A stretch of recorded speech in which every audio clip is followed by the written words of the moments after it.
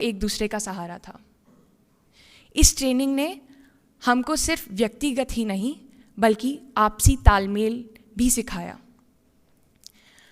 महोदया, मेरा दूसरा अनुभव काफ़ी महत्वपूर्ण रहा है। काफ़ी समय ट्रेनिंग के दौरान ट्रेनिंग को लेकर मन में काफ़ी प्रश्न आते थे, हम सबको ही।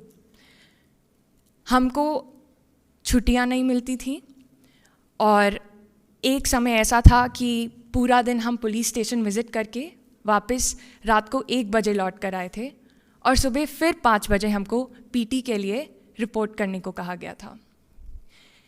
एक रात पूरा रात नाइट ड्रिल करने के बाद सुबह फिर इंडोर सेशन अटेंड किया। उस समय जब भी हम अध्यापकगण से यह प्रश्न पूछते तो हमको ये कहा जाता कि पुलिस की नौकरी ऐसी ही है। आज ट्रेनिंग पूरी होने पर जब मैं पीछे मुड़कर देखती हूँ तो समझ आता है कि यह टाइट शेड्यूल ने हम सब में मानसिक रिजिलियंस का विकास करा। एनपी के ट्रेनिंग ने ना ही सिर्फ हमको कुशल बनाया और शारीरिक तौर पे सशक्त करा बल्कि मानसिक तौर पे भी मजबूत करा। मैं अपने आप को बहुत भाग्यशाली मानती हूँ कि मुझे एनपीए की ट्रेनिंग करने का अवसर प्रदान हुआ।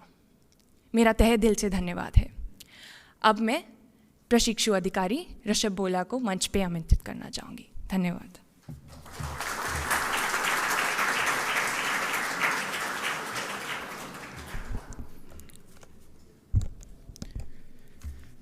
राष्ट्रीय पुलिस अकादमी में कदम रखना एक ऐसी दुनिया में प्रवेश करने जैसा था जहां सीखा गया हर कौशल और मूल्य मेरे परिवर्तन के कैनवस पर ब्रशस्ट्रोक बन गया। मुझे ज़रा भी अंदाज़ा नहीं था कि यह यात्रा मुझे महत्वपूर्ण अवसर भारत की माननीय राष्ट्रपति के सामने खड़े होने तक ले जाएगी। भारत के आदरणीय राष्ट्रपति महोदय, देवियों और सज्जनों, वरिष्ठ अधिकारीजन, सम्मानित अतिथियों और मेरे 75 RR के दोस्तों, मैं ऋषभ भोला 75 RR IPS पंजाब काडर ऐसी प्रतिष्ठित सभा को संबोधित करने के मौके के लिए हृदय से आभार व्यक्त करता हूँ। जैसे ही मैंने अपना अनुभव साझा करने की तैयारी करता हूँ, मैं उन अविश्वसनीय पाठों पर विचार करता हूँ जिन्होंने मुझे सिर्फ एक लॉ एनफोर्समेंट अधिकारी से कहीं अधिक बनाया। Fear of Heights, swimming, public speaking हम में से कई लोगों के लिए एक व्यक्तिगत जीत थी। जैसे ही हमने इस डर पर विजय प्राप्त की, ये कहावत, जब तक हम अपने डर का सामना नहीं करते आप ये नहीं जान पाते कि आप क्या करने में सक्षम हैं, मेरे साथ गूंज उठी। यह विकास और साहस का प्रतीक बन गया और मैंने इस नई बहादुरी को अपने प्रशिक्षण के हर पहलू में शामिल किया। घुड़सवारी और एंड्योरेंस ट्रेनिंग ने मुझे दृढ़ता की शक्ति सिखाई। मैं इस विचार पर कायम रहा कि यह सब तेज होने के बारे में नहीं है, यह हार मानने से इनकार करने के बारे में है। सैडल और ट्रैक मेरे लिए कक्षाएं बन गई जहां मैंने शारीरिक और मानसिक रूप से चुनौतियों का सामना करने का महत्व सीखा। उन्नत हथियारों, यहां तक कि रॉकेट लॉन्चरों को भी संभालना एक गहरी जिम्मेदारी के साथ आता है। मुझे खुद को लगातार याद दिलाया मैंने कि महान शक्ति के साथ महान जिम्मेदारी भी आती है। यह केवल मारक क्षमता के बारे में नहीं था, यह इसे व्यापक भलाई के लिए विवेकतापूर्ण तरीके से उपयोग करने के बारे में भी था।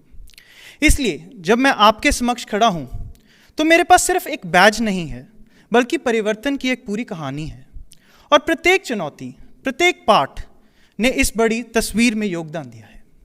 राष्ट्रीय पुलिस अकादमी में यह यात्रा एक प्रशिक्षण स्थल से कहीं अधिक थी। यह एक ऐसा गढ़ था जहां कच्ची क्षमता एक प्रहरी में बदल गई। जैसा कि मैं अपना अनुभव साझा करता हूं, मुझे आशा है कि मैं न केवल प्रशिक्षण की कठोरताओं बल्कि उन मूल्य को भी बता पाऊंगा जिन्होंने मुझे आज आपके सामने खड़े व्यक्ति के रूप में आकार दिया है। यह यात्रा सिर्फ मेरी नहीं है, यह विकास की शक्ति, रिजिलियंस और अंत में मैं कहना चाहूँगा सेवा और सुरक्षा के प्रति अटूट कमिटमेंट का प्रमाण है। जय हिंद।